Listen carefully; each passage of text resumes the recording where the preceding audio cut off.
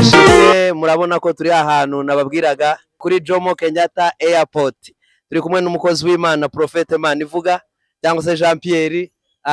Tuje kumwakira ahangaha kuri iki kibuga cy'indege cya Nairobi, kubera ko murabizi ko iki cyumweru ni cyumweru cy'umugisha, Imana iratugendere. So ndagira ngo abasuhuze ko nta mwanya munini dufite hano, muzagira igihe cyo guhura nawe, cyo kuganira nawe, tuzabana nawe bikomeye. So kubw'ibyo reka mubaha abasuhuze hanyuma dukomeze. Karibu cyane. Yesu ashimwe, ndanezerewe kuba ngeze hano. Iby'agaciro kandi ndabizi ko Imana ifite ikintu kinini cyane yateguye. Amen. Ndishimye kuba ngeze hano Nairobi, no bwa mbere ngeze hano. Ndabizi ko tuzagira ibihe byiza byo gusenga. Turareka buri muntu wese waba ugwaye, waba ufite icyifuzo, uzaze tubane mu bihe byiza byo gusenga ku munsi w'ejo. Aracyari ibyiringiro hano, mwakiriye umuhanuzi. Imana ibahereza umugisha rero. Ndabizi ko tugomba kugira ibihe byiza. Abazadukurikira bari Kenya, muze dufatanye gusenga nahageze.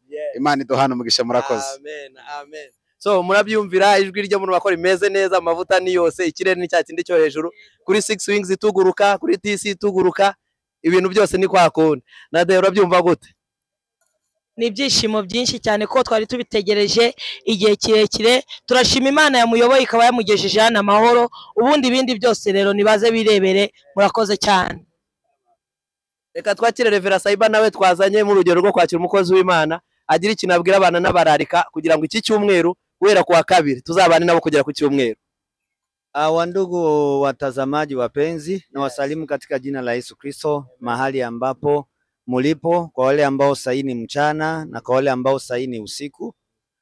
Leo ni ile siku ambayo tulikuwa tunatarajia, tumeombea na Mungu ametuwezesha tukaweza kuiona.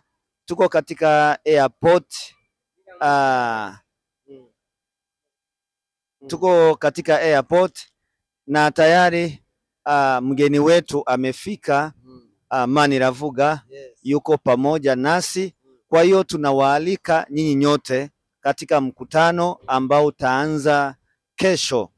Tutakuwa hapo Kayole na katika kanisa la Shama. Tutakuwa na watumishi tofauti, tutakuwa na waimbaji tofauti. Kwa hiyo sasa karibu na Mungu awabariki.